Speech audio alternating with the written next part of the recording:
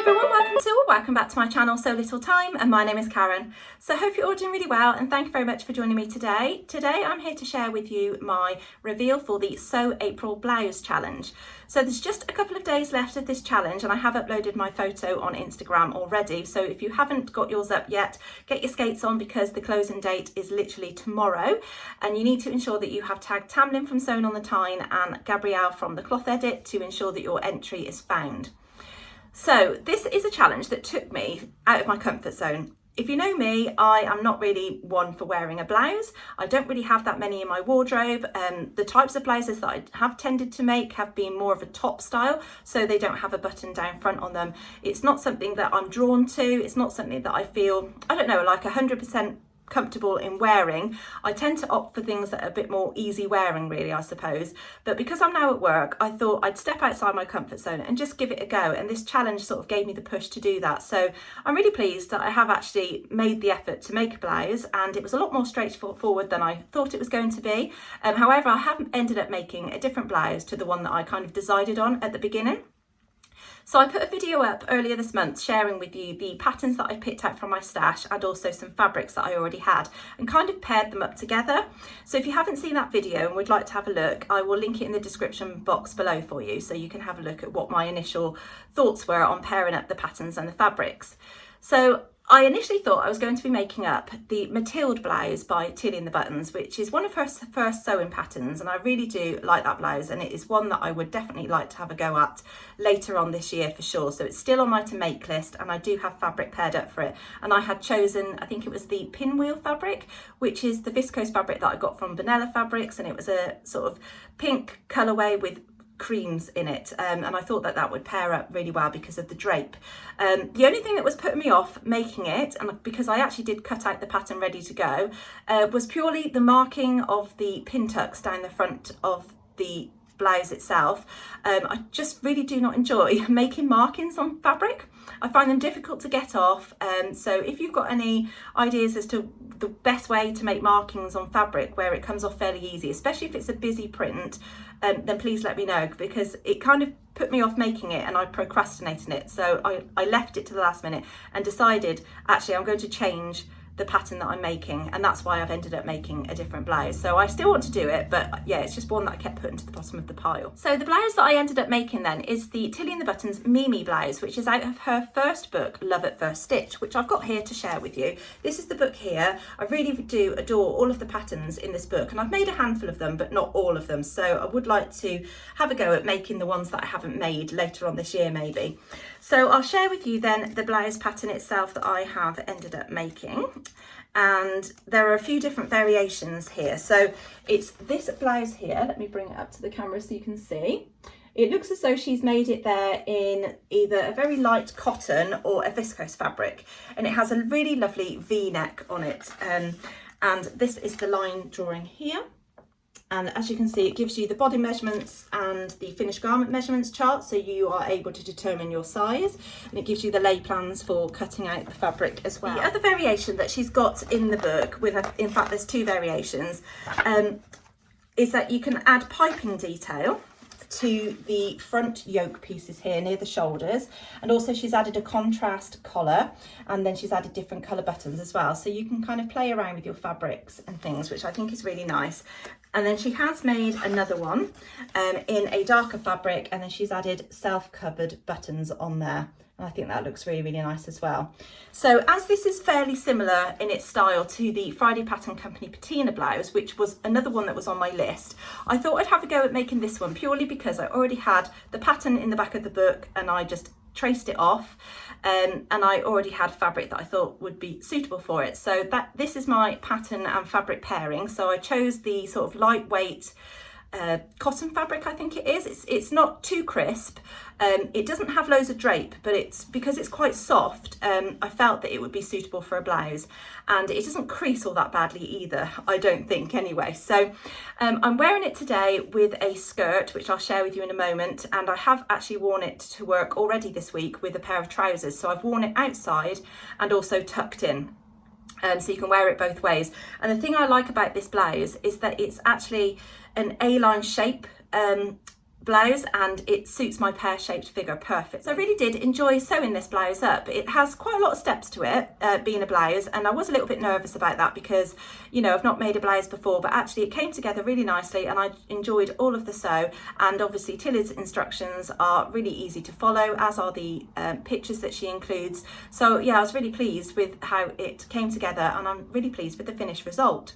So it's got this really lovely V-neck, and it has a, I don't know, like a pointed style collar. I can't remember the name. They call this Chelsea collar, I think it is.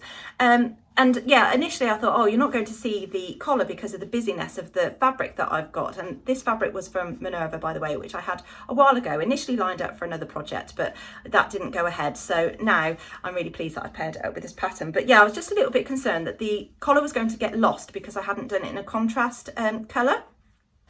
So I decided to do fabric covered buttons on the front of mine, and I've used some pink fabric that I had, just a little lining fabric, and I've just made my own self-covered buttons, and I feel that that just adds a pop of colour to the blouse itself, because if I'd have used plain sort of coloured buttons or even fabric covered buttons in this fabric, then it would have got lost and you wouldn't really have seen it. And I feel that it then sort of shows that there is a collar there as well. So there are some little yoke details at the front here that has gathering, and I like that because it adds a little bit of shaping across the bust area, because there are no bust darts in this blouse whatsoever.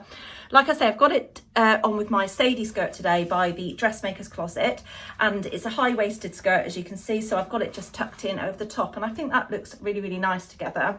It also has a yoke at the back with some gathering in as well, and I like that the collar, or the neckline rather, is quite wide, because I like that that shows off a little bit of my skin, so it's not too high, and I like the fact that it's a fairly flat collar, so I don't have that collar stand or anything like that, because that's something that I don't like on a blouse, which I feel is a little bit more shirt-like anyway.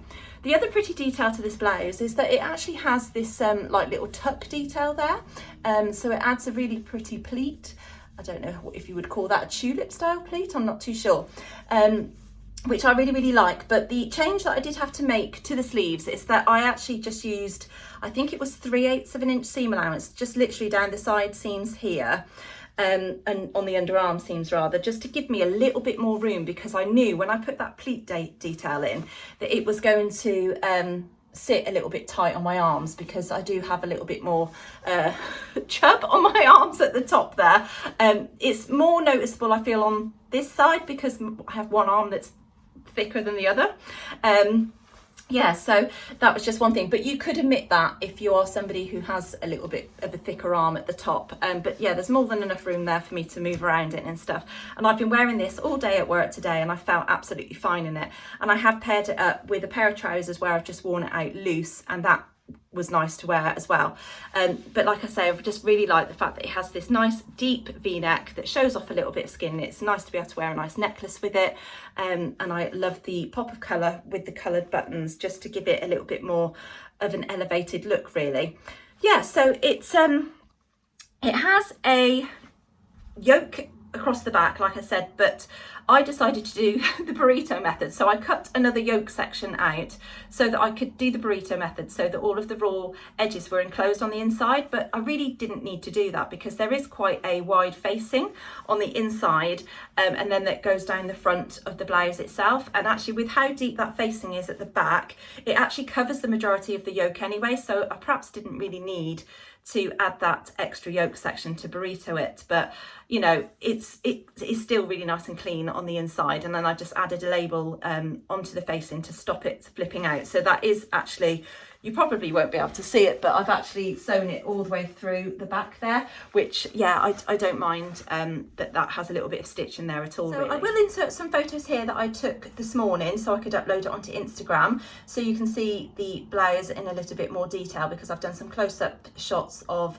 the ruching detail here and on the back, and also on the sleeve, and then I'll also insert the photos of me wearing it sort of outside of my skirt at the time. But like I say, I did wear it with trousers, just having it outside, because my trousers, they are high-waisted in a sense, but not as high-waisted as this skirt. And also I just felt that with the trousers, they were like of a stretchy material, they didn't hold the blouse in place. So it is a good length as well, because actually tucking it in, it doesn't actually come out all the time, which is really, really nice. I'm really pleased with it, and I absolutely love how this blouse has turned out. I like actually how it looks on me. It is one that I definitely will pull out of my wardrobe to wear, that is for sure. Because I know sometimes in the past when I've made things that I'm not 100% sure of, they don't tend to get worn, but with this one it definitely will get worn. So I am still going to go ahead and make the Matilde blouse, and I would like to have a go at making the Friday Pattern Company patina blouse as well. It'd be nice to have a little bit of a comparison as to how that is compared to this one, because they are very similar. If I was to make this again, I might omit the pleat detail on the side just to give me a little bit more room in the arm section, or even it would look nice, I think, with a different style of sleeve attached to it. One that, you know, you could have maybe a little bit longer and have it gathered into elastic, but I would for sure use a slightly different fabric, something that was a little bit more drapey, I suppose, in comparison to this one. So it'd be interesting to see this made up in a drapier fabric as is and how that would actually fit, but I am more than happy with how this fabric pairs up with this pattern in it being a little bit more structured, because it just feels like any other style of blouse really, I suppose, you know, with it being that fabric and pattern combination. So let me know then what you think to my blouse. Do you like it? Have you tried it before? Is it one that you'd like to have a go at making? Do you have this book and you haven't made it up as yet? Because I definitely recommend that you give it a go. Yeah, like I say, it's a really lovely sew. It came together really nicely. I enjoyed it, and yeah, it's just a really nice fit. I made the straight size 4. Like I say, the only change that I made was to the sleeve. Everything else is as is. I used the 1.5 centimetre seam allowance, and I haven't made any alterations to the length of this, and it fits just really, really nicely on me. Now I'm 5'5", and I feel that it comes down at a nice sort of length. With a lot of Tilly patterns, I do have to add a little bit of length to the bodice, because I tend to find that they are a little bit on the short side for me, but with this one, not so much. And I feel that the size is true to size, in that a size 4 was my body measurements, and this has fitted absolutely perfect with enough ease built into the pattern without me having to make any changes to it other than the sleeve. So that's my review for the Mimi blouse then. I hope you have enjoyed watching today. So if you have enjoyed this video, please give this video a like, and also subscribe if you've not already done so. That would be lovely, and I will see you all again soon. Take care. Bye.